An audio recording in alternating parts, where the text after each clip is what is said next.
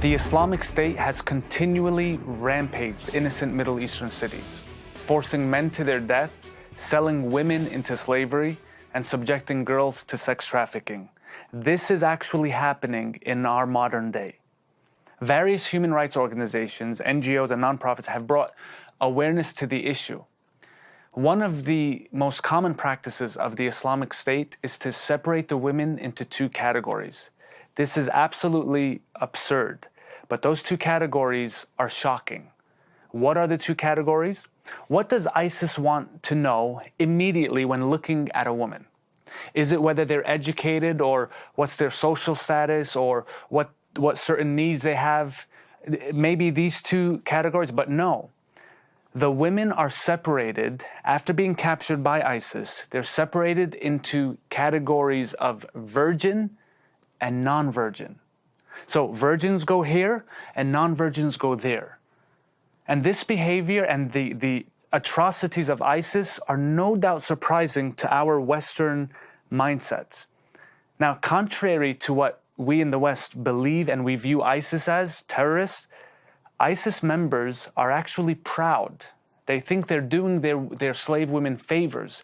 How so? By buying them and bringing, according to them, the truth of Islam. So, my question today is there a textual precedence to compare their actions with the early era of Islam? Is there an actual connection between ISIS and Muhammad? If there is a similar practice dating back to early Islamic days, then one may conclude without hesitation that the Islamic State's version of Islam is actually credible. And not just credible, it's valid within the context of Islam. But only, I repeat, only if the sources are credible Islamic sources. So what do I mean by that? I mean you cannot quote Jesus, you can't quote Buddha, you can't quote Lao Tzu to make any case. So I can only quote the Quran, and by the way, within context, and the actions of Muhammad himself. So I bring to your attention the story of Safiya bint Huyay.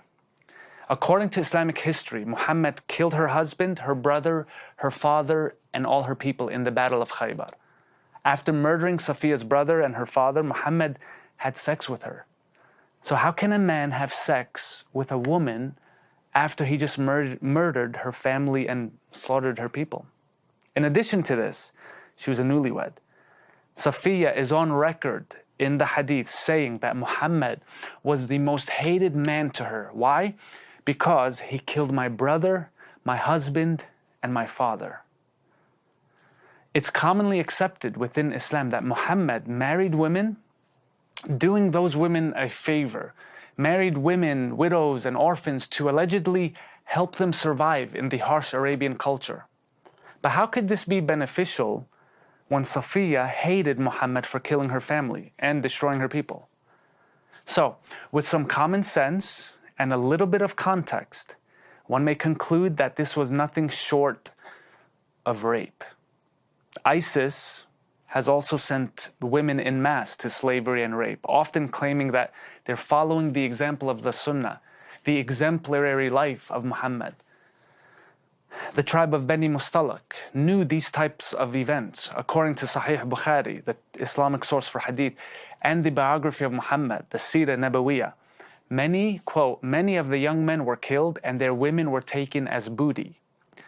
The captured women of Bani Mustalak were raped by the Muslim warriors. But wait, right? Because you can't judge a religion by the followers. So what does that mean? That means you could only judge the religion based on its holy book and the founder. So just because the women of Bani Mustalak were raped, that doesn't necessarily mean that it's Islamic, right?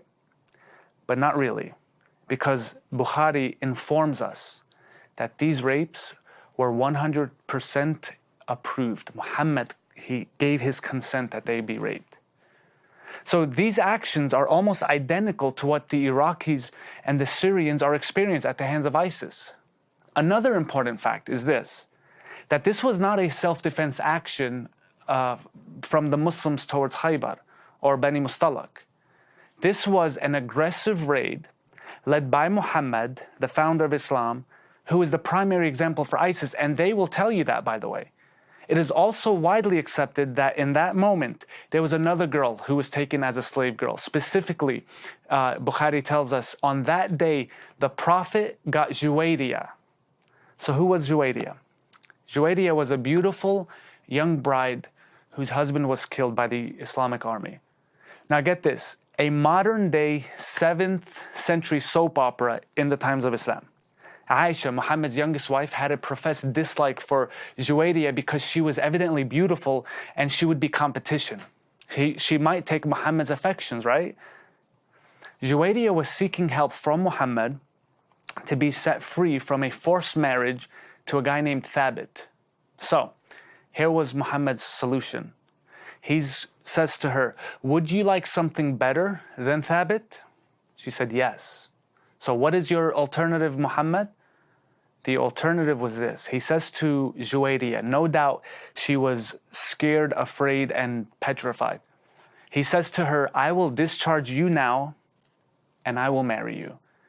Basically, you don't have to be a slave of Thabit anymore, but I'll marry you. Of course she agreed. What is she going to do? They're being oppressed and taken over. Here, in this moment, the daughter of a Jewish tribal chief is now a slave of war, due to an unprovoked raid by Muhammad. It's interesting also to note that at the time of this event, Muhammad was 58 years old. She was a young lady. So, by default, Muhammad encourages child brides, polygamy, abuse of prisoners of war, although these were not really prisoners of war, they were victims. So here's my question to any logical, level-headed person. If you, Muhammad, are to be the supreme example within the Muslim world, how could your actions not encourage ISIS?